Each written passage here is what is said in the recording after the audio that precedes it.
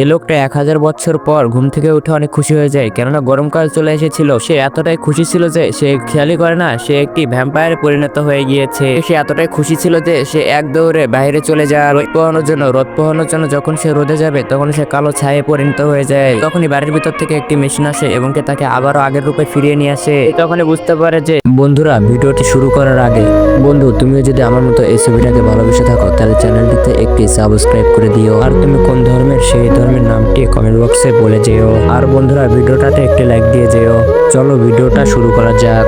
সে রোদের কারণে পুরে ছাই হয়ে যাচ্ছে, সেই কারণে সে একটি ড্রোনের মাধ্যমে উল্টো হয়ে চলে সেই চেয়ারের কাছে চলে যায় এবং বসতেই যাবে তখনই ড্রোনটি কন্ট্রোল হারিয়ে তাকে উল্টো হয়ে ফেলে দেয় এবং সে আবার পুরে ছাই হয়ে যায়। আর সে গাছের উপর থেকে 4টি কবুতরকে নিজের বশে নিয়ে এসে একটি কাপড়ে 4 মাথায় 4 জনকে বেঁধে দেয় এবং উড়িয়ে দেয়। কিন্তু সেই কাপড়টিও বেশিক্ষণ টিকলো না। কিছুক্ষণ পর কাপড়টি মাঝখান থেকে চিরে গেল। সে ভয় পেয়ে যায় এবং সে মনে করে যে সে আবারও ছায়ে পরিণত হয়ে যাবে, কিন্তু তেমনটা হয় না। এবার সে একটু পরে ছায়ে পরিণত হয়ে যায়। এবার সে সব আশা ছেড়ে দিয়ে ঘুমাতেই যাবে তখন সে আয়নায় দেখে সে অদৃশ্য হয়ে গেছে। এটা দেখে খুশি হয়ে যায় এবং এক দৌড়ে সে অদৃশ্য হয়ে বাইরে রোদ পোহাতে চলে যায়। ভালো লাগলে লাইক করে দিবেন।